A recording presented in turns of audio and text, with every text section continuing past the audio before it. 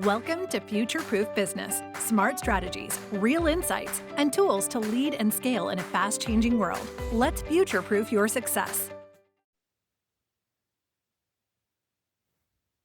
Welcome to Future Proof Business. I'm your host, Daniel Rosenstein. Today, I'm honored to interview Alexander Ford. Alex, thank you so much for coming on the show today. Thank you for having me. Glad to be here. Can you share a little bit about yourself and your background with the audience? Sure. I've run a marketing agency for coaches and entrepreneurs and online experts for the last 10 years or so. Before that, I ran an IT services practice. So I provided desk-side end-user technical support and network administration for employee-based businesses here in Calgary, Alberta, where I'm born and raised. And before that, I was very young, soliciting businesses to sell them websites. I was coding HTML websites when I was like 12, sort of convincing business owners who didn't know how old I was to hire me to code for them when I was quite young. So I've been entrepreneurial my whole life. And I'm also deeply interested in the study of human behavior and how we as entrepreneurs and as coaches or as online experts or however it is we label ourselves can be really fulfilled in our life. I believe that we all started our businesses. We become entrepreneurs because we believe that it's the best or most efficient way to create an inspiring life. And I believe that many of us, if not most entrepreneurs, sort of end up stuck in businesses that are built around so much of what they don't want to do and so much of who they don't want to be.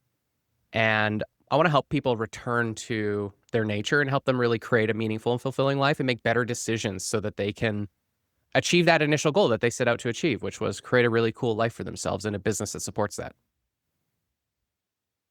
All right. Thank you very much for sharing all that. That's wonderful. I mean, you mentioned your website that the entrepreneurial dream once turned into your entrepreneurial panic attack. Can you share what was the turning point in Cabo that turned it all around? Yeah, this requires just a little bit of backstory, which is when I first started my business, I was like, living in my house, running my business out of my basement. And I had hired a business coach. His name was Greg, and he was an action coach. And he had another client at the time who ran a funeral parlor. And I remember sitting across the table from him one night. It was a folding table in my undeveloped basement. And he's talking to me about how it looks to be a real business owner. He was sharing with me whatever it is that he thought was good business coaching, and he was giving me these ideas around how to be a good business owner. And I'm kind of being metaphorical, but in many ways, he was saying that I needed to believe it before I see it. I needed to basically deploy the power of the secret and put pressure on myself to move into greater degrees of success. And so I was looking for answers. I was looking for like how to win, and I wanted to grow and I wanted to become successful, and I had no clue how to do that. And so I was like, okay, whatever, I'll listen to this guy's advice. And his advice was that I should move out of my basement and into the second floor of this funeral parlor and take on overhead to grow my business. And so I did that, and I bought a photocopier, and I did a bunch of, quite frankly, stupid stuff. And that moment when I was sitting across from him, I knew, in retrospect, that wasn't what I wanted. But because I was looking for an answer, I was looking for someone to give me the answer. I accepted his answer and I acted according to that. And it was really like a moment of stepping out of alignment. And that was in many ways the beginning of a downward spiral where I sort of fell behind and I was never able to catch up. Like time shrank, profit shrank, like I was losing money. I borrowed money. Like I was doing all this stuff because, if I do enough of this stuff I don't really want to do, eventually, whatever, the business gods will shine down upon me and then there will be profit and all will be well in the world. And the reality is that in December of 2013, I was standing next to my mom, who was doing my bookkeeping at the time, staring at my QuickBooks account with tears in my eyes because like it was over and I was effectively bankrupt. I had to lay off 6 of my staff. We midnight moved out of the office space and I moved back into my basement and I started again. So it was like really the first time I, in a meaningful way, betrayed my own intuition. Like I took his version of leadership instead of my own. When I started again, I took that opportunity to pivot away from IT services and towards figuring out marketing. In my time as an IT service provider, I was seeing that most of my clients didn't like spending money on IT. And I sort of followed that problem uphill. And I was like, they don't like spending money on IT because they don't like spending money. They don't like spending money because they think they don't have enough of it. They don't have enough of it because they don't know how to do marketing. And so I followed the bouncing ball into a more valuable problem. I was like, okay, I would like to figure this out too, because I don't know how to make money. I don't know how to do marketing. I didn't know how to get customers really for my IT service practice. I was like going to networking events and stuff. I didn't really know what I was doing. And over the course of the next 5 or 6 years, I built a successful marketing practice. We figured a lot of that out. I found the coaching space. We became very successful in building funnels, and I had regrown a team and moved back into office space, the office space I'm currently in now, although our business has transformed again. And ultimately, I ended up producing a profit. Like I created a profitable business and I was paying myself out of profit, which was really like the benchmark for what I was hoping I would achieve in my life. Oh my God, I made real money and I took it home and I was feeling like really great about that. And then for the second time in my life, I betrayed my own intuition. This time, not to go take on overhead, but this time I chased money. Like I put on some really thick rose-colored glasses and I partnered into a media, I don't know, group, call it like a media corporation, a media company, television and film. And I pivoted the attention of my whole business towards that opportunity. And in our best year, I did $5 million in revenue. We produced $1 million in profit. I took home $400,000 and I left $600 in retained earnings in my company. And I was like, oh my God, I figured it out. Bearing in mind, again, in retrospect, this isn't what I truly wanted. I was chasing a savior. Basically, I thought money was going to save me. And the following year, that business imploded and I lost everything again. And so I kind of saw it coming. And so before, that business met its end, I sort of woke up and I refocused on my marketing agency. And I began to reacquire clients and, shift my dependency on revenue. I had to lay off staff 3 times. Like we at our peak, we were like 30 people. Today we're 9. Over the course of that time, I laid off basically 20 of them over 3 separate rounds of layoffs. And it was a bit of a downward spiral. And the downward spiral I thought I was going to save with my marketing business. And although I loved my marketing business more, I loved it more than my IT practice. The truth was, in my marketing agency also, I was unhappy as well. I had made profit, but it wasn't truly what I wanted to do. And so all of that kind of culminated in this moment in Cabo San Lucas after a mastermind. Our flights were canceled and there was a giant storm. And me and 5 of my friends ended up sort of stuck for an extra day. And we all rented this like 3-story condo. I don't know what it was. And we stayed for the extra day. And while we were in Cabo, I had 2 of my biggest marketing agency clients in the course of 48 hours terminate their contracts. And I had lost $30,000 in revenue. And it was in that moment that I realized basically a couple things. One, I was done trying to save my customers with my marketing agency. Most of the clients who hired me as a marketer really wanted me to be the one to make them all their money. They would tell this story that they wanted to be accountable. They wanted to be the CEO, but really, truly, they wanted me to lead them and just make them money so they could do their magic trick. And I hated it. And I didn't really want it to succeed because I was tired of doing work I didn't want to do for people I didn't want to do it for. But I had the story, like, I just need to get enough money so that I can buy myself the time I need to return to what's important to me.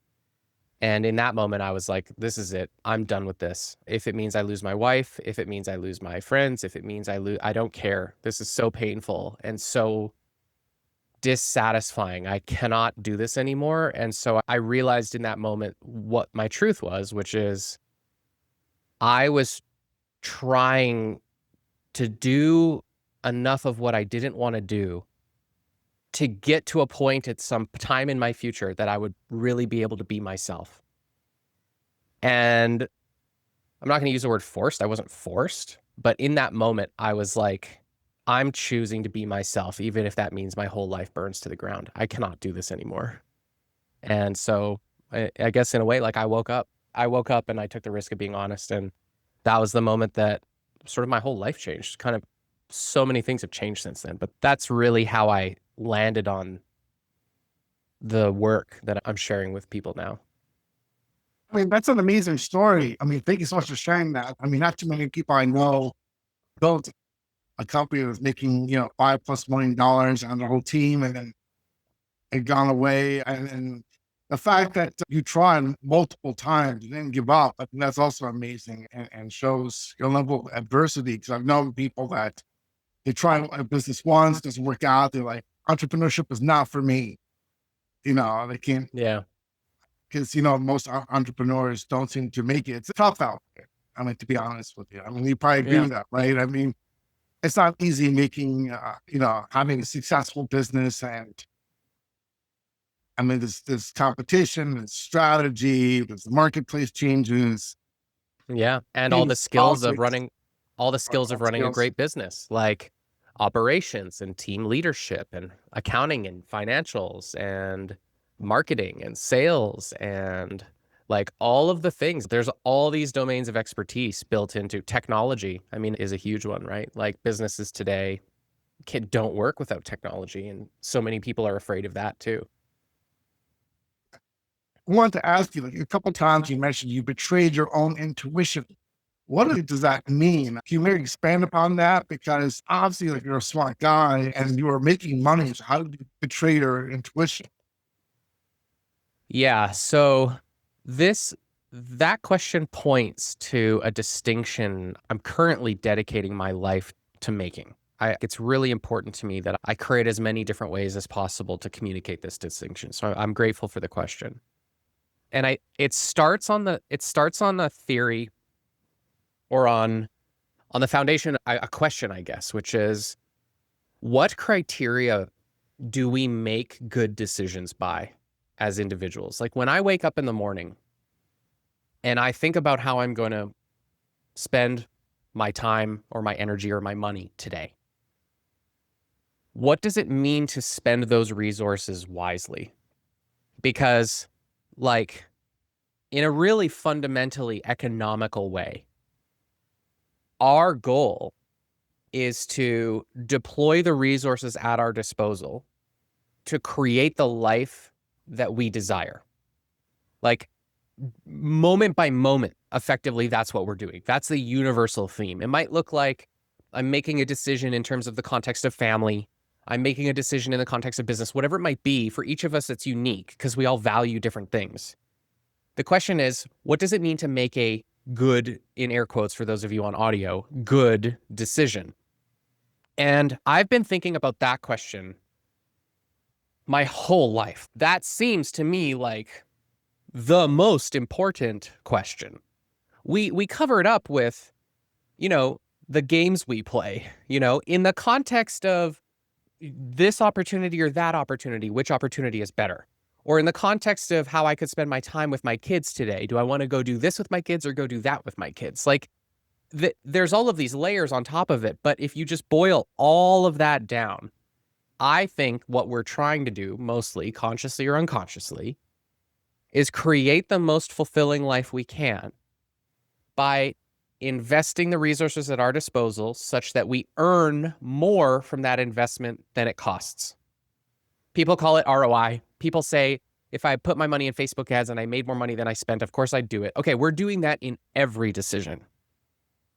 So there's words in that question that I think it's incredibly important for us to double click on. For example, wisely. How do I spend my resources wisely today? What does wisely mean? And there's all of these criteria that we could define wisely by. That sounds, for example, let's say I'm choosing a funnel to build in my business as a marketer, or I'm going to pick a marketing campaign or strategy. One version of wisely might be, which campaign is likely to make me more money? That could be a version of wisely. Another version of wisely could be, which is most likely to attract the most leads so that I can have the most conversations, so that I can be most effective in a sales process that creates the most money. Both lead to money, but one is optimized around money up front and one is optimized around money later and more leads up front. So now, okay, that's kind of abstract. That now just seems like math. But what if, as the person making the decision, I have a belief that sounds like marketing is hard and I don't like it? What if that's true for me? And that's true for a lot of entrepreneurs. They believe marketing is hard and they'd rather not be doing it. Well, now there's a pickle, because if I'm asking which marketing strategy is likely to make more money, but I don't want to do either strategy, the tendency that I've observed in most entrepreneurs is to take the part of them that wants to do it or doesn't want to do it and consider that part irrelevant. Does that make sense? Like, my desire to do it is not relevant, because we've been taught, and our industry is built around this idea, that the job of a marketer or the job of an entrepreneur is to do what you don't want, to do the quote necessary things, whether you want to do it or not, because business is hard and someone's going to have to suffer. And so if you're likely to suffer, your desire is not a meaningful part of the equation, so exclude it. Do not listen to your intuition. Do not listen to your desire.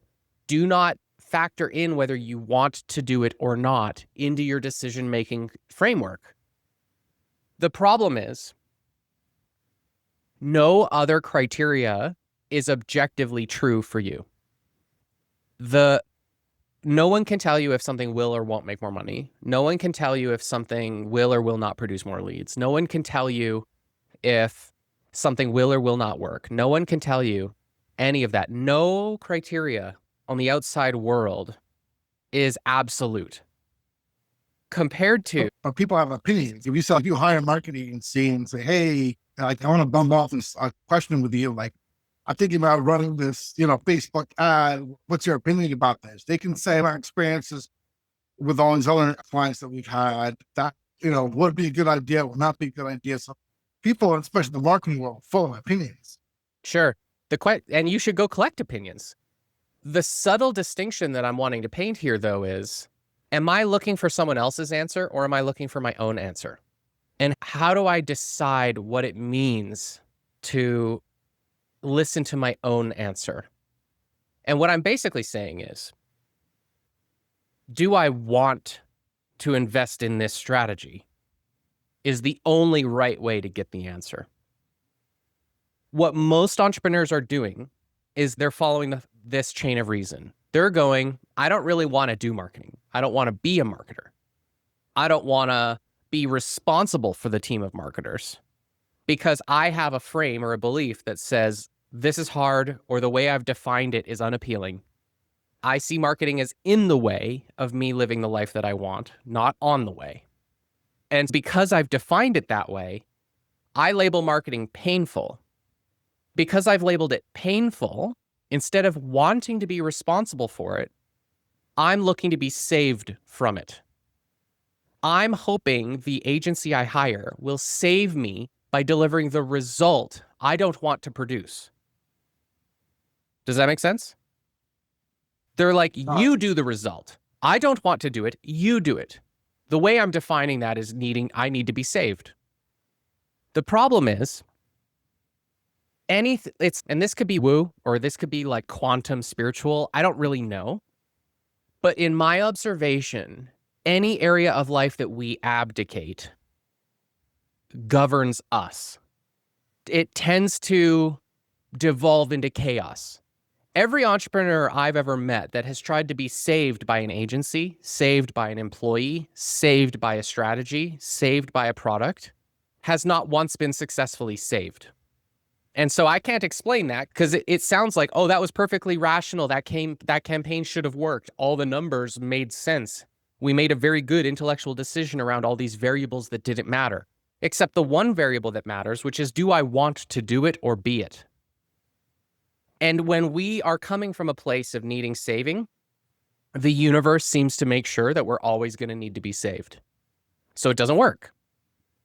What I want to help entrepreneurs realize is that the way they've defined what they need to be saved from are definitions that they've created. They've decided marketing is hard. They've decided marketing is something they don't want to do. They've decided that being a marketer is not a good use of their time. They've decided marketing is painful. And so they have the capability to then redefine their beliefs, create new narratives, ask new questions, and create a new life or a new reality. And to the degree that they align their life with what they truly want instead of what they think is right, or what will, quote, work, or what is rational, or what someone else says with certainty will definitely save them, what they will then do is create a life filled with what they want. And as they create a life filled with what they want, instead of filling their life with a bunch of crap that they don't want, but is right, then they create an identity for themselves wherein they now want to do or be a marketer. And now as a marketer who wants to do marketing, they could hire people to help them do their marketing, which is a very different context than save me by doing my marketing. I guess saying something like this right now, you're saying a couple of things that I want to point out. You're saying something almost like the opposite, what a lot of business gurus are saying. They actually tell people to build a team. I've had spoke to a lot of business gurus that said that, create like a list of things you want to do, things you don't want to do, things either you don't have the capabilities, the skills, then outsource it to somebody else. Either hire an outside agency or hire a virtual assistant or hire an employee. Mm-hmm. Saying almost now that the opposite is true. That if you give away all this, you kind of give away your power and your potential success. Yeah, let's create a metaphor. It's possible that many business owners listening to this started a business because they know they want to run a business. And they've created an offer, or they've created offers, or they've started a business around an idea of something they might want to do. Most of us suck at choosing what we want to do. Actually, figuring out what we want to do with our life is a skill. It's not something we're entitled to. And I think a lot of people have this unreasonable expectation that I should just snap my fingers and the first thing I decide that I want to do should be the thing that works and that I definitely find out I wanted to do. The problem is, that's never how it is. Almost nobody figures out what they want to do right away. I mean, I just talked to a guy yesterday. He ran one business for 10 years he didn't really want to be running. He then started another business he's done for 5 or 6 years that he doesn't really want to be running. And he's thinking, wow, I suck at business. Maybe business isn't for me. And I was like, no, dude, a business you don't like isn't for you. A business you've built that you don't find meaning in isn't for you. It's not that you're not cut out for business. You're not cut out for those businesses so far. You can create a business that you love to lead. But the fact is, you're not loving leading this one the way you built it against how you decided. So let's not throw the baby out with the bathwater is basically what I was saying to him. So what do we do as a business owner when we take a swing, we accumulate overhead, we acquire some clients, our ladder's on the wall, we're halfway up the ladder, and we discover that a bunch of what we're doing, a bunch of what this business demands of us, based, by the way, on how we decided the business needed to be. The form it's in is what we thought it needed to be in order to get us what we want. And then we're like, oh no, I actually don't want most of this. What most people think they should do is they should continue climbing the ladder they don't want to climb because they perceive it as really risky to do one of the other two options, okay? Option number one, climb back down the ladder and move the ladder to a different wall. Build a new business, pick a new offer, serve a new client, run another experiment. But that involves, giving up on this or putting it on the shelf or burning it to the ground, which a lot of business owners fantasize about, but they don't have the courage to do. What will it mean of me if I find out that actually I didn't create the business that I wanted? What does that mean? That feels really scary.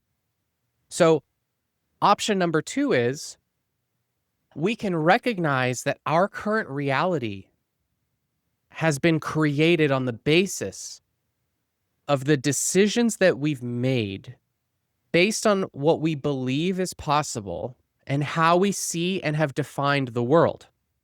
Meaning, if I believe, and most of these beliefs are so subconscious, they appear like it's like we're seeing the world as if these things are true.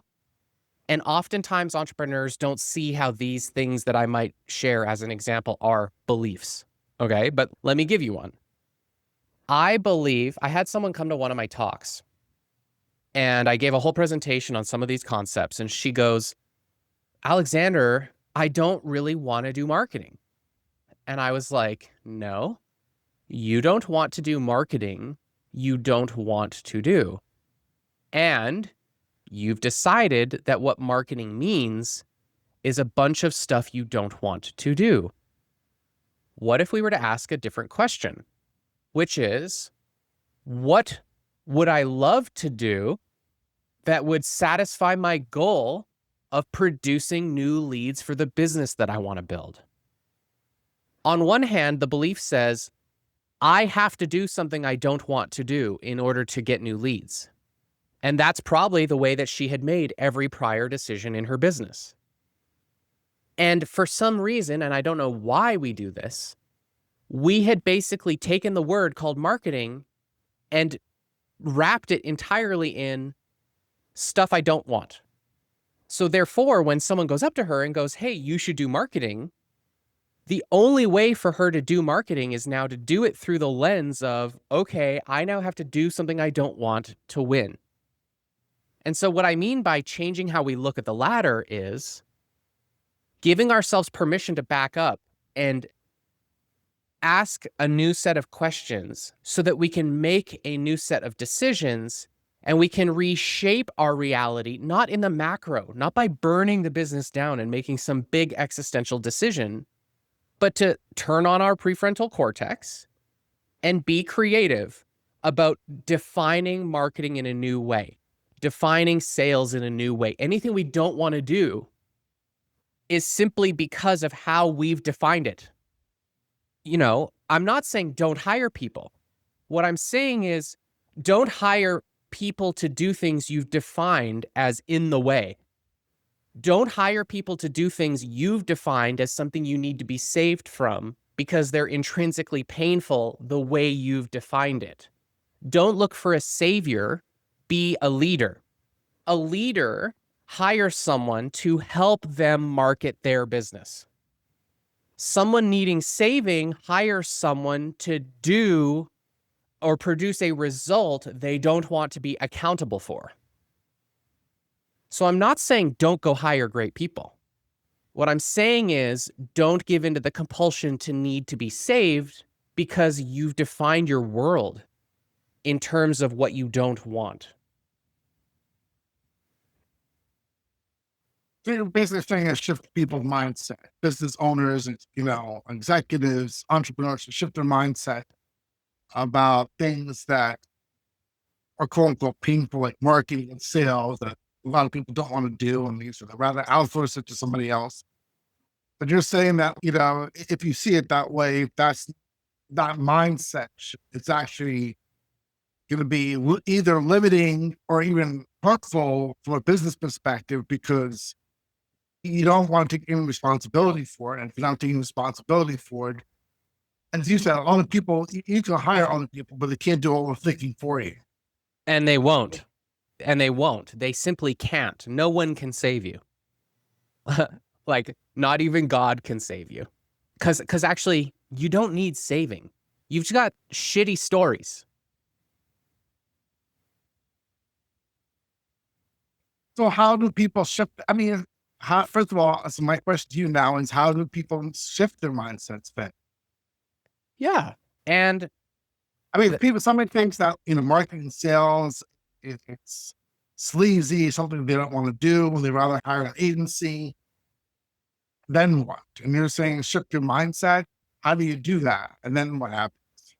yeah, so like, one, I can tell you how. And then the thing is, we're all inside our own jar. This is a moment where the right response is to say, get a great coach, right? I sell a coaching program to people so that I can be on the outside of their jar and I can help them see these beliefs, because until you see them, it's really hard to change them.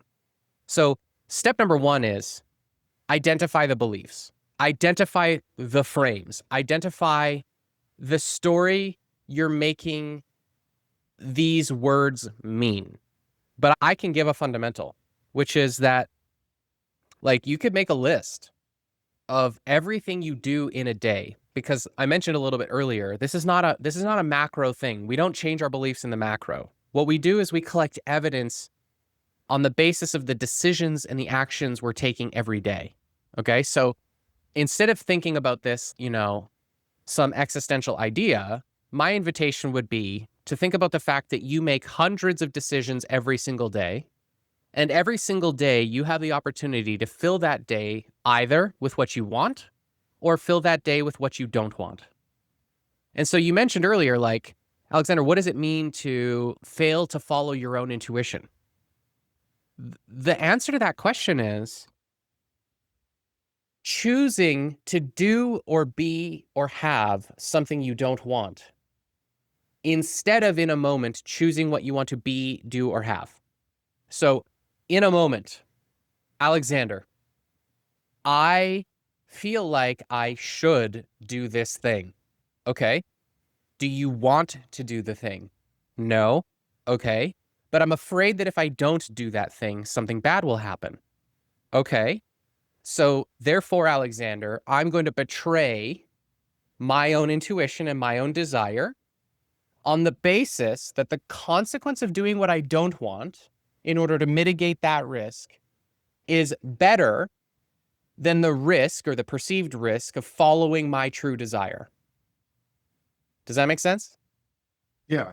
Every time you build your life on the story that the quote right thing to do is betray your own desire so that at some point in the future you might get what you desire, instead of following your true desire in the moment, you're building a life you do not want, and you're collecting evidence that the only thing that you can trust yourself to do is betray yourself.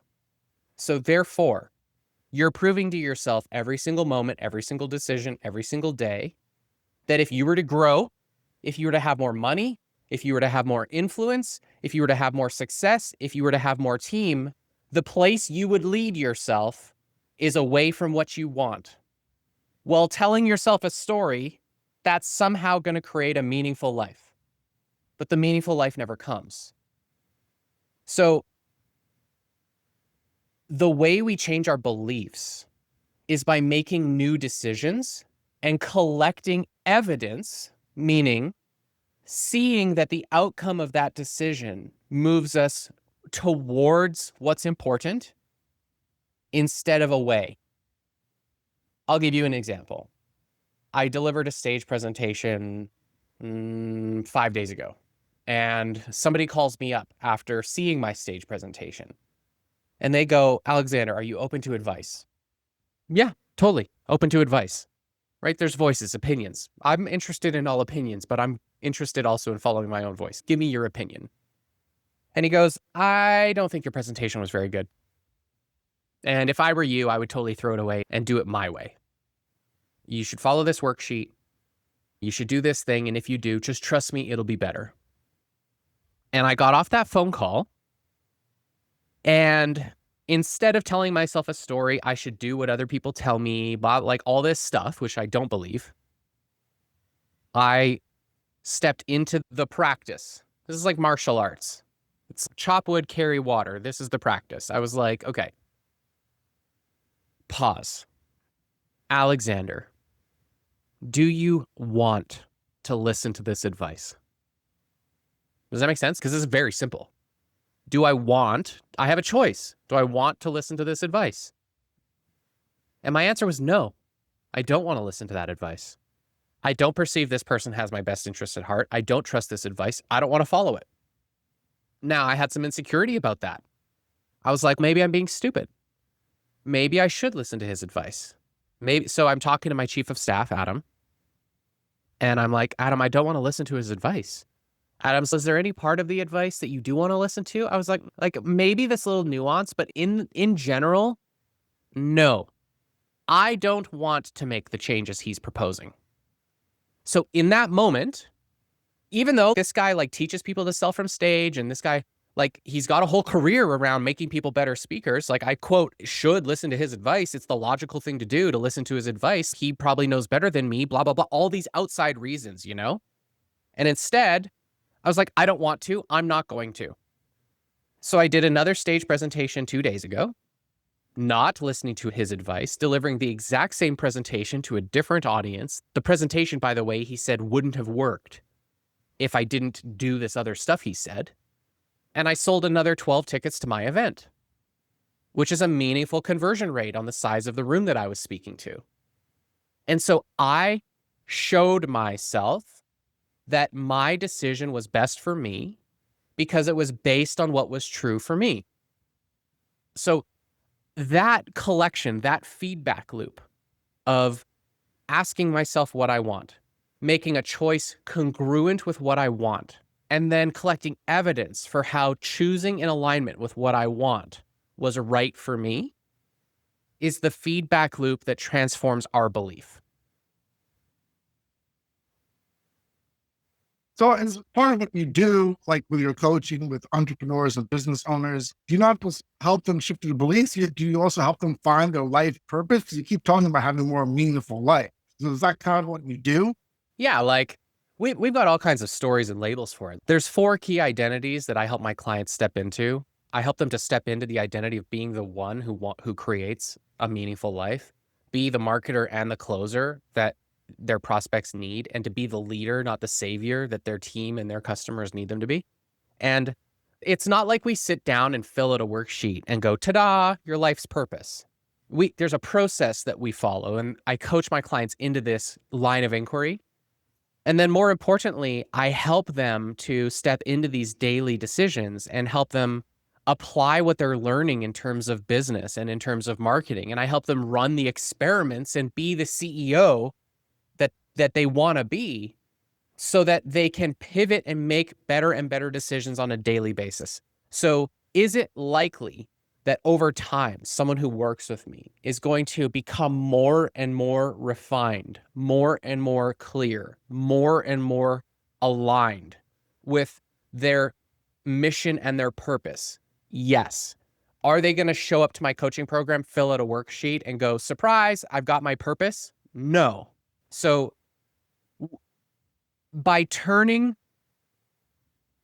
helping them step into ownership of their decisions and creating narratives that they're filling their life with what they want and becoming better as business owners in the process and being handsomely paid for what they truly want to do in the process, do they become purposeful?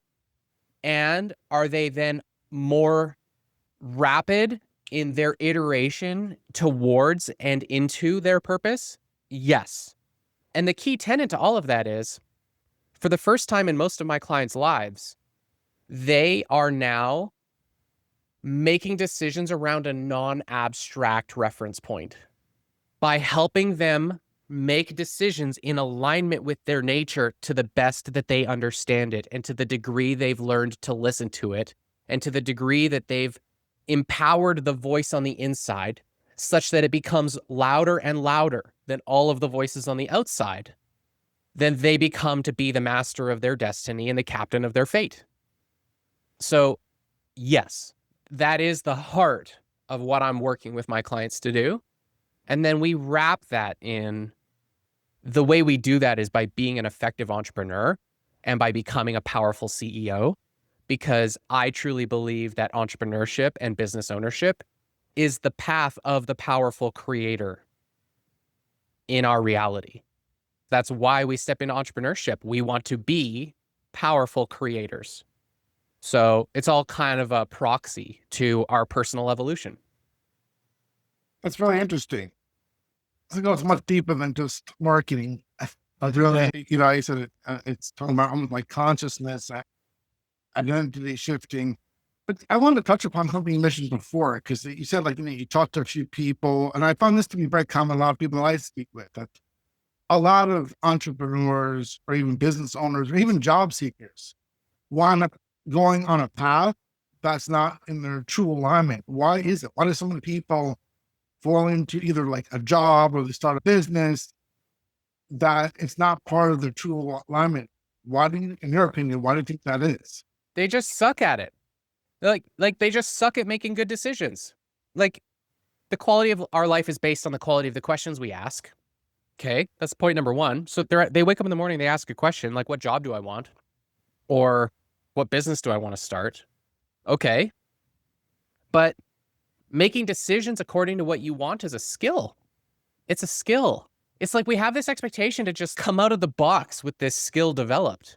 I should just know. I should just know what I want. People don't know what they want to eat for dinner.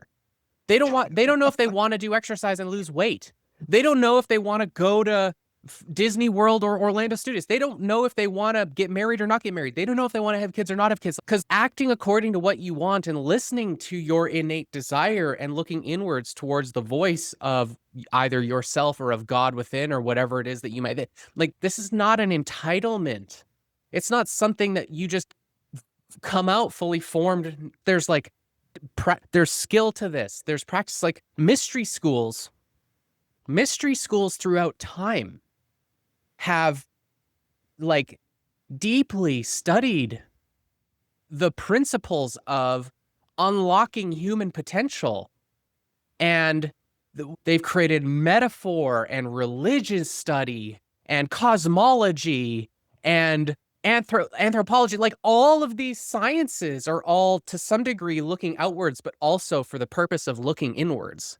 So for the common person or the entrepreneur to just wake up one day and go, I like Reiki, and also I should perfectly know myself, is kind of an outlandish delusion, don't you think? And so let me give you a tangible example. I was talking to someone yesterday. They married someone they didn't want to marry when they were 19. And they've been with this person for 25 years or something, and they're finally getting a divorce. Okay? And the story she's telling is, I'd love to learn to trust men again. I'm like, trust men again? Or trust yourself with, I think it was trust yourself with men, or trust yourself to choose a new man or something. Basically, the idea was, I want to get better at, picking my next man, was the concept. And I was like, okay, but you suck at this. You've done it once. Like, you're just expecting yourself to get better overnight at picking a man? Like, you should just know how to do it. Learning to pick a man is probably a skill, don't you think? Oh, I never thought of that. Cool. Okay. Learning to trust yourself is a skill. Making decisions in alignment with what's true for you is a skill. Why do entrepreneurs and why do business owners pick businesses or pick offers or pick customers they find out they didn't really want to work with or do? Well, because they've only run 3 experiments in their whole life, and they were expecting the first experiment to work. They don't think of it like a skill. So my encouragement would be, for anyone listening, the pride you have or the desire to get it right the first time is another subtle form of a desire to be saved from the pain that you've created for yourself in the past. And the pain that you created for yourself in the past comes from the story that you need to get this right to save yourself from the pain. But what I'm saying is, if you save yourself from the pain by creating a discipline of asking incrementally better questions and making incrementally better decisions every day, you're no longer going to need to be saved. So let's flip it inside out and start acting in the micro. In the micro, when your wife asks if you want Indian food and you give in, but you don't really want it, take the risk of being honest. No, I don't want it. Okay, what do you want? I don't know. This feels like an existential crisis that I'd rather rush through, because having an existential crisis around dinner seems like a weird thing, but actually, it's an opportunity to sharpen the sword of finding your truth. What do I want to eat today? Do I want to exercise today? Do I want to help this client today? Do I want to answer this email today? Do I want to sell this to this client today, or am I just doing it for money? Like, decision by decision.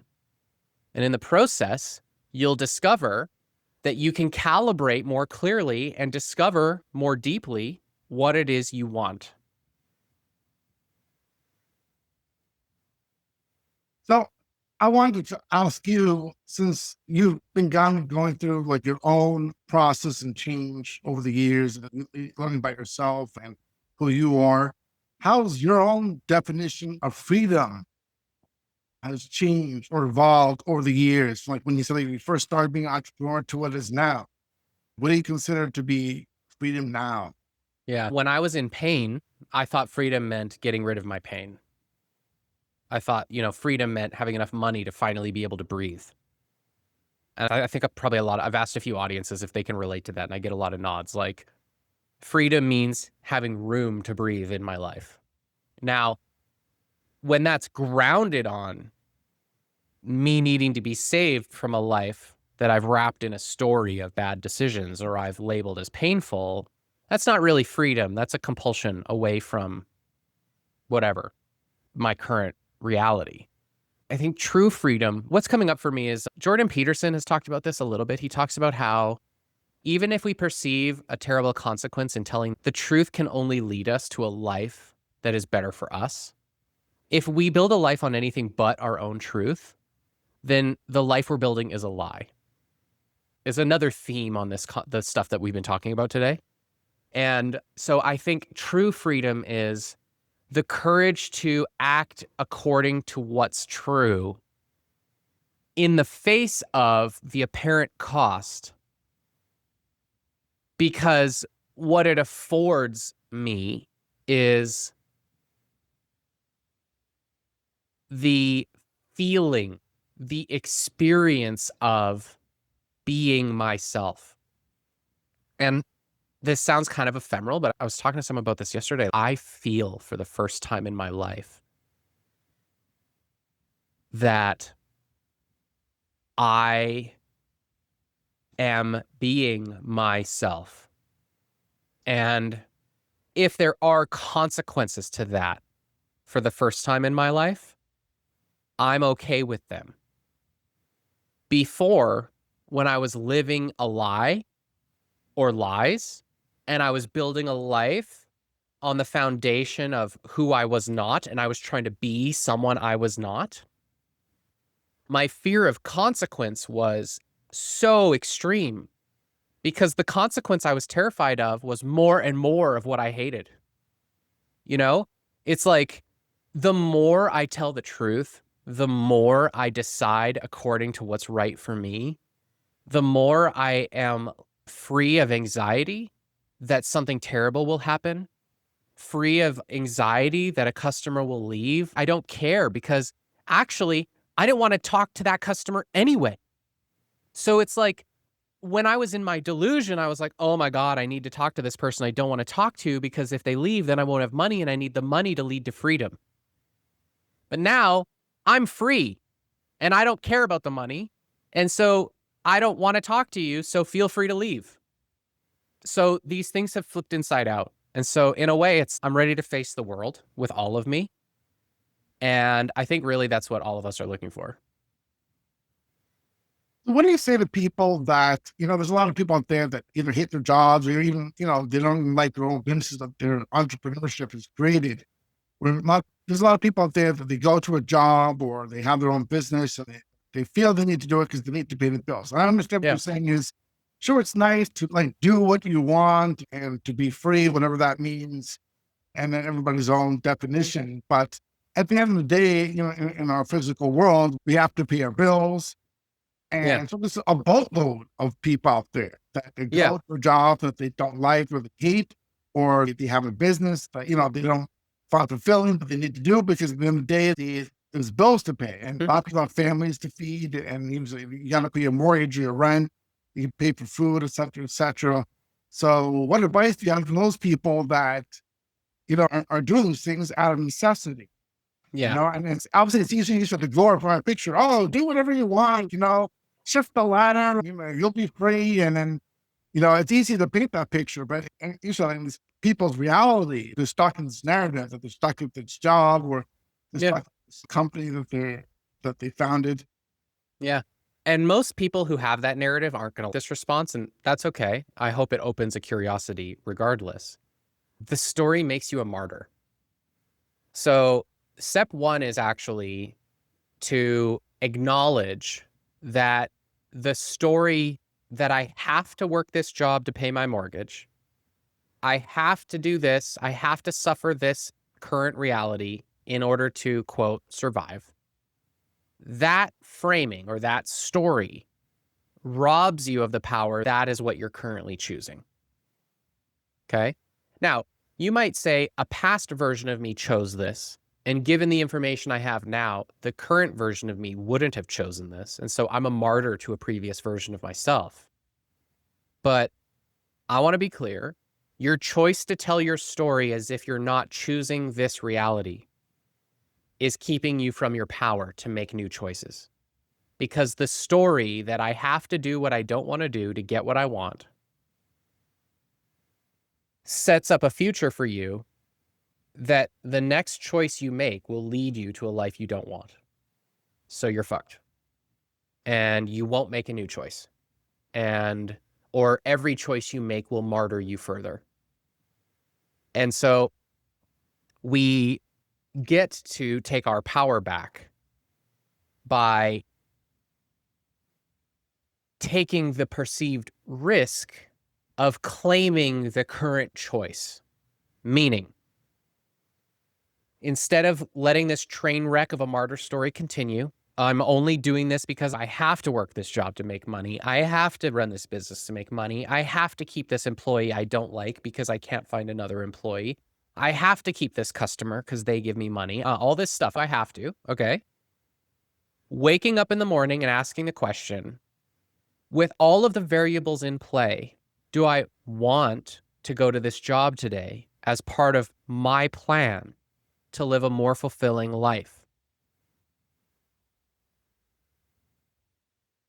I don't want to go to this job forever would be a good distinction to make, probably.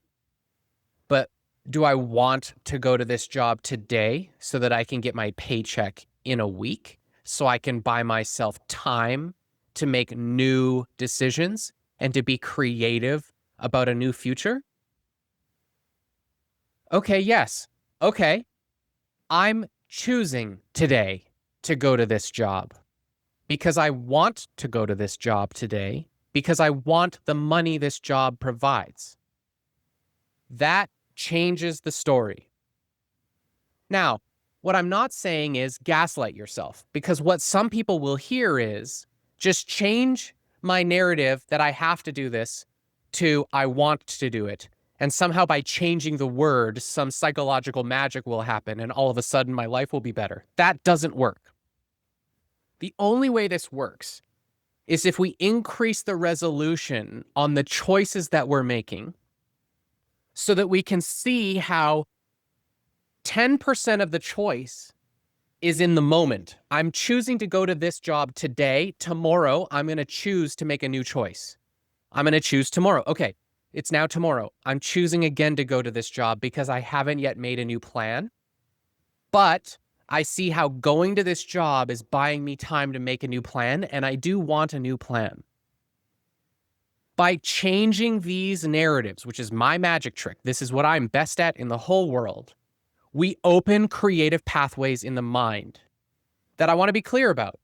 When you wake up and you say, I have to do this, and you put a period at the end of the sentence and you fucking give up, all of the doors in the mind are closed. You are not being a powerful creator. So, to be a powerful creator means to step back into the choice and out of the story of I have to, so that inch by inch, mile by mile, we reclaim command of our choices and increase the quality of the choices 1% at a time, 1% at a time, until a year from now, you've successfully transformed your entire life, and you've done so on the basis of the most important part of this whole story, which is, I am choosing this. The minute you say, I didn't choose this, you're trapped. So you mentioned like you help coach, business owners and entrepreneurs. Can you explain a little bit how do you do that? Is it one-on-one? Do you have a group program that people go through? Do you work with people virtually online, or is it like in person? Like you mentioned, you're in Alberta. So Yeah. I mean, work with people around the world or just locally in Alberta. What does it look like to, if somebody wanted to be interested? And if you were interested, what are the best ways that they can reach out to you? Sure. So I run a 3-day signature event called The Choice, where business owners and entrepreneurs can come and begin to make some of these new choices for themselves, unwind some of these stories, create the context to shift their identity and step into a new reality. Our next choice is coming up on July 17th, 18th, and 19th, and it's an entirely virtual experience. So we sell tickets to that. And I run a year-long group program, which includes one-on-one coaching with me, support from my team, that covers all of the bases. We help them to live a meaningful and congruent life by providing all of the personal development stuff that we've talked about today. We also help them be world-class marketers in that we help them to communicate effectively with their audience, help them create narratives and copywriting that converts those audience members and helps them become the people who wants to buy. And we help them to deploy these concepts around identity transformation into their marketing strategy. We help them also to build a high quality and world-class team, build a team of people that really want to help them fulfill their mission and step into the identity of CEO in their business. A great leader, not a savior, someone who is truly responsible for their domain, but has the support of friends and family and team members that are helping them really create that life that they want to create for themselves. And yeah, our clients just absolutely love that program. So it's totally transformational. We've got all different types of support. We provide technical support. We provide copywriting support. We provide spirituality and reflection time. We offer integration support and obviously coaching with me directly. So that's our coaching program. We also, to some degree, for some clients, if I want to, sell some marketing consulting services. We've still got our marketing agency team. We provide marketing agency support. So that is something I don't sell a lot of it. I don't want to sell a lot of it, but for the right people, we'll have that conversation. And then we've got a world-class broadcast studio just down the hall here that we run my event from. And also entrepreneurs who are doing like 3-day sales events or they're doing 1-day workshops and stuff, they might choose to come up and use that studio to broadcast their workshops and stuff. Fantastic. And how do they reach out to you to, if Oh, they have sure. questions or Yeah. just- Yeah, they can go to my website, measurablegenius.com. And everything that I talked about is listed there. So you can check out The Choice, or you can register for one of my upcoming webinars, or reach out and talk to us directly. Do you have, like, can you maybe share a story of how you help like a business owner or entrepreneur through your coaching? Yeah, sure. So one of my clients, Simon, he runs a deck and fencing business. So like a traditional services business here in Calgary. And he showed up and he's having some personal challenges in his life, going through some stuff personally. He's also been hiring agencies for like years and years, like getting no results, like really wanting to be saved. He was really like hoping they would just bring him leads and they would solve the problem. And of course, the agencies that he hired would offer him that outcome. And they would always tell him, yeah, it's working. Here's some stats, the general agency story. And it was his highest expense item on his books. And yet it provided him no results. He joined my coaching program and stepped firstly and most importantly into the identity of the one. He was a martyr, and he chose to step forward and back into the identity of the one in his business who was choosing, which was the most important foundational step. And then he made the choice to step into the identity of marketer.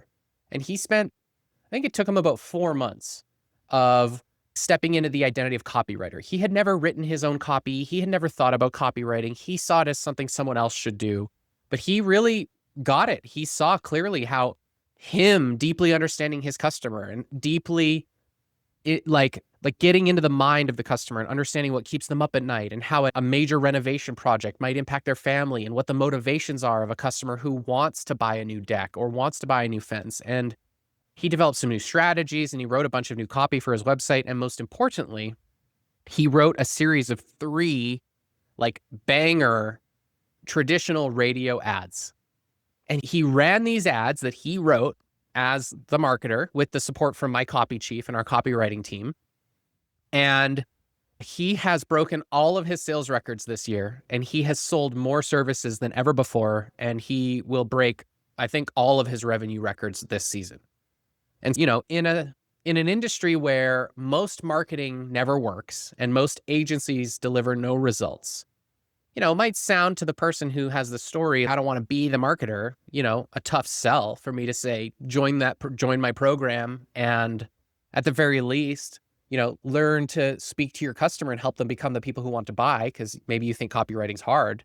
But in this case, Simon did that, and he truly stepped into responsibility. And I don't think he could be happier. He has said to us on more than one occasion, he feels like 10 times the business owner that he was before he joined our program, which is, you know, really cool. And I'm grateful for that. So that's an example. That's an amazing story. So do you have any final words you'd like to share with our audience of business owners, entrepreneurs, executives, marketers? Yeah. Like, I think my job to some degree is to be the bearer of the bad news you need to hear. And you know if you're abdicating. And I know the way that you think you need to solve the problem of abdicating is by doing what you don't want to do and being who you don't want to be. And I know it feels scary, like really scary, to get off the ladder and move it to a different wall. I know it feels really scary. Like Alexander says, just do what you want. And there's like, what does that even mean? I have to blow up my whole life. It doesn't mean any of that. This is an invitation for you to wake up tomorrow morning and get out of bed. And instead of saying, why me? Say, I am the one. I am the one who will choose more caringly each day so that I can create the life, the inspired life that I want to create for myself. And I have the power through my decisions, step by step, to create that life, because I am in fact a powerful creator. And what that means is I have powerfully created this life and the story that I dislike this life. And I therefore have the power to make a change. And I can in fact change my life for the better. And in doing so, I will help all of the people in my life who look up to me. I will help all of the people to whom I will be their leader. And I will become an example for others of what it looks like to be courageous, to be authentic, and to be myself. And that is so important. It is so important. So I'm inviting you forward into that idea and into that identity. And if I can help, I would love to support you. I want to say this has been a really fantastic conversation. I want to thank you so much for coming on this podcast today. Unfortunately, it's the hour's up, so it has to come to an end. Otherwise, I would have liked to talk to you for a few more hours. But it was a really great conversation. So I want to thank you so much for coming on the show and sharing all your wisdom, which you obviously have a lot of. It's definitely been very enlightening for me. And I've heard a lot of coaches and marketers speak. I've also been around it. Definitely what you say, I think is different, unique, and I think it's definitely very warranted. I met a lot of people in that shoes that probably do need to hear what you have to say. So thank you so much for knowledge and information and advice to our audience. Yeah. Thank you for having me, Daniel. And thank you for asking such great questions and for making this happen. It's great.